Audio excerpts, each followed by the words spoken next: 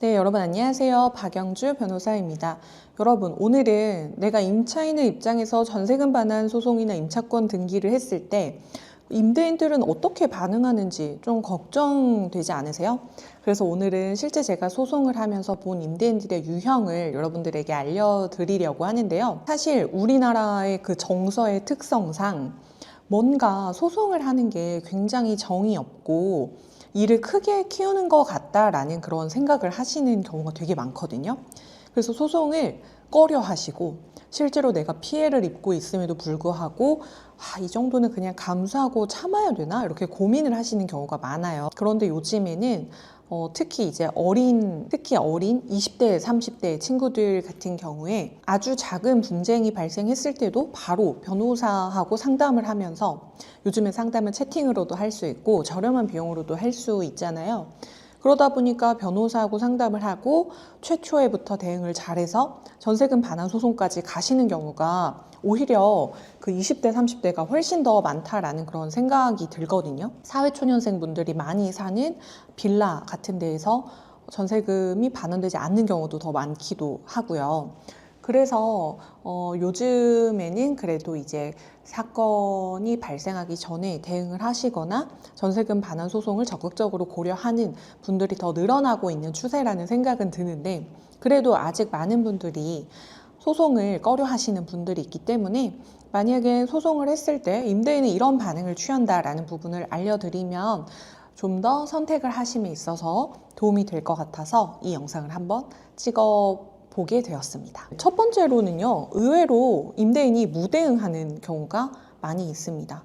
사실 전세금 반환이라는 거는 당연히 임대인이 해줘야 되는 거잖아요. 계약 자체가 전세 계약 기간이 끝나면 돈을 돌려주기로 약속을 한 것이기 때문에. 그래서 임대인 입장에서도 어차피 내가 돈을 돌려줘야 되는 건데 뭐라고 답변할 것도 없고 핑계 댈 것도 없다 라고 해서 무대응을 하시는 경우가 우선 첫 번째이고요. 두 번째로는 무대응에도 종류가 다릅니다. 어떻게 해서든 보통 임대인분들이 돈을 안 주시는 이유 중에 하나가 다른 임차인이 들어오면 돈을 주겠다고 하는 경우가 많잖아요.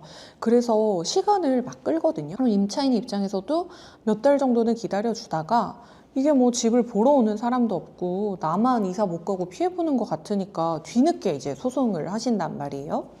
근데 소송을 시작을 했는데 임대인이 시간 끌기를 하는 거예요. 소송이라는 거는 충분히 시간 끌기를 하려면 할 수 있는 그런 성질을 가지고 있어요. 그리고 법적인 절차가 내 마음대로 이렇게 막 빨리 진행되지는 또 않는 경우도 있고. 그래서 어떻게 시간을 끄냐면은 송달을 우선 받지 않습니다.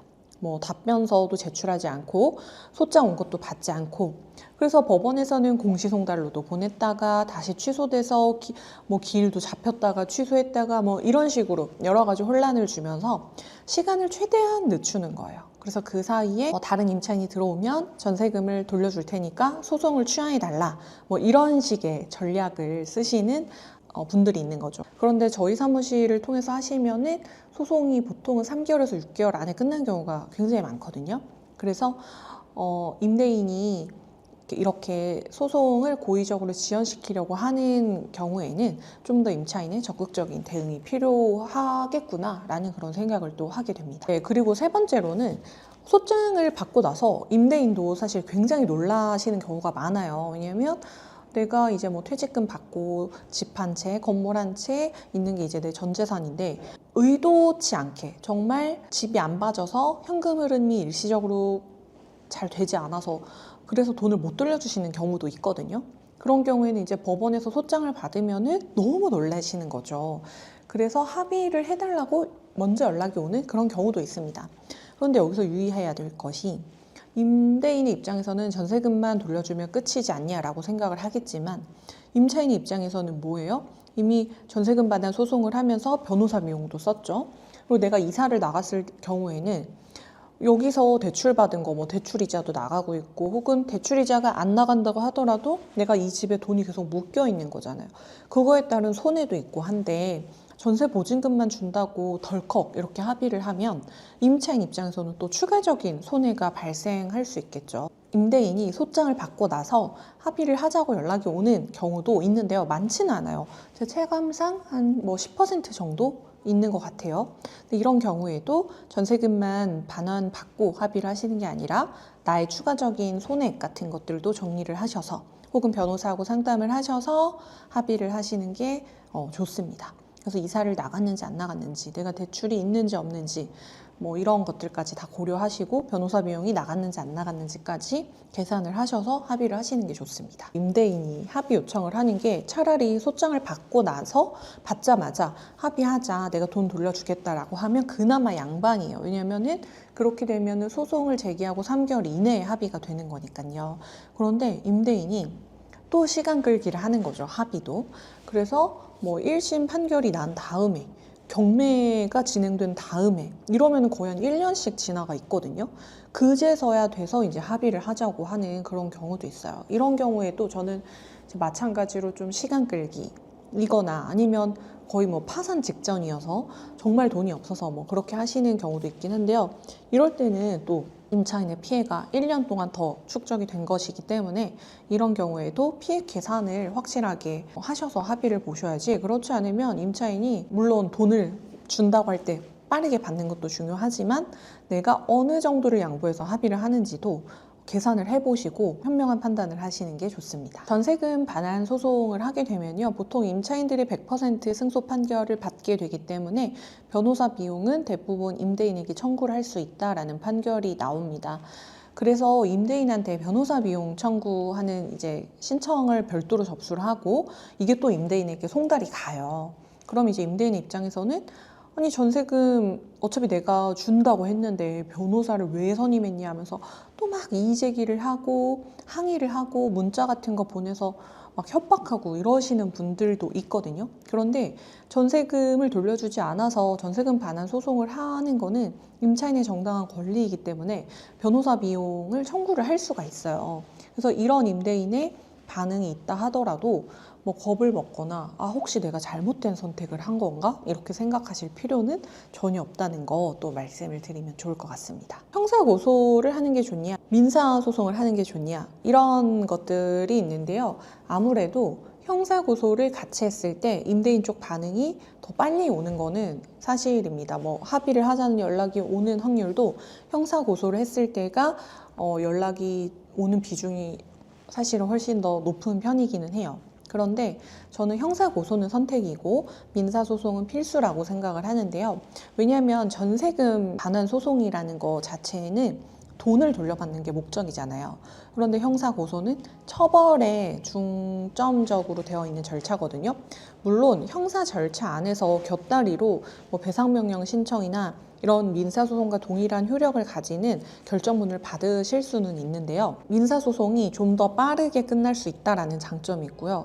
만약에 형사에서 이 사람이 1심, 항소 이렇게 제기하면 배상명령도 그만큼 늦어지는 거기 때문에 민사소송은 민사소송대로 하시고 형사는 선택적으로 하시는 게 좋다라는 그런 생각이 들더라고요. 합의의 확률이 좀 높은 사건이다.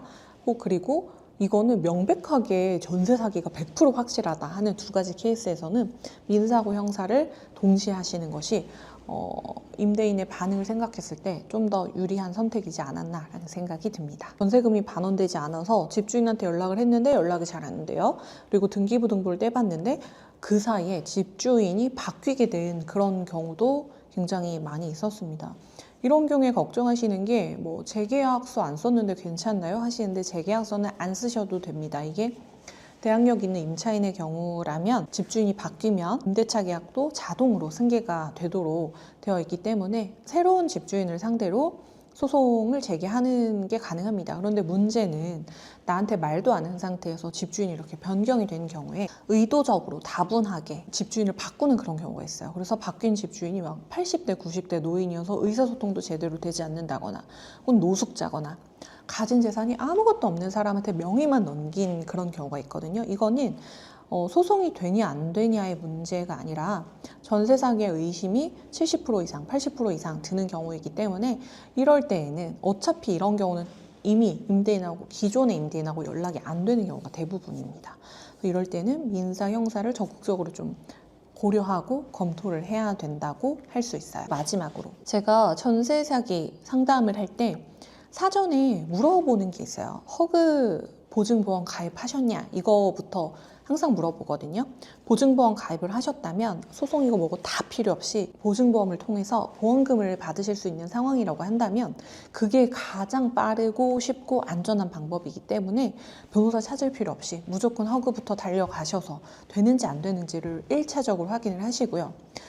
보증보험에 가입이 안 돼 있거나 가입을 했는데도 보증금 반환이 어려운 그런 경우에만 변호사 사무실을 찾아오시는 것을 추천드립니다. 전세 사기가 언제 가장 많았냐를 생각을 해보면 집값이 많이 떨어지고 좀 부동산 시장이 안 좋을 때가 전세 사기가 가장 많이 일어나는 시기라고 할 수 있어요. 왜냐하면 부동산 가격이 오르고 부동산 순환이 잘 되는 그런 시기에는 전세 사기라고 하더라도 걸릴 확률이 거의 없어요. 계속해서 새로운 임차인이 들어오기 때문이죠. 사실상 폭탄 돌리기 같은 거라고 할 수 있는데요. 어쨌든 그 전세 사기라는 거는 내가 전세금을 돌려받지 못했을 때 사고가 발생하는 거기 때문에 부동산 시장이 좋을 때보다는 안 좋을 때 좀 많이 발생한다라는 거 말씀드리고 싶고요. 요즘에 또 부동산 가격이 올라가고 있는 추세잖아요. 그래서 앞으로 전세 사기의 흐름이 어떻게 될지, 좀 전세 시장이 안정화될 수 있을지에 대해서는 좀 더 지켜봐야 될 것 같습니다. 네, 그러면 오늘 영상은 여기까지 찍도록 하겠고요. 전세금 반환 소송에 대해서 더 궁금하신 점이 있다면 오픈 채팅 링크를 걸어둘 거예요. 그쪽으로 상담 요청 주시면 친절하게 상담 드리도록 하겠습니다. 그럼 오늘 영상은 여기까지 찍도록 하겠습니다.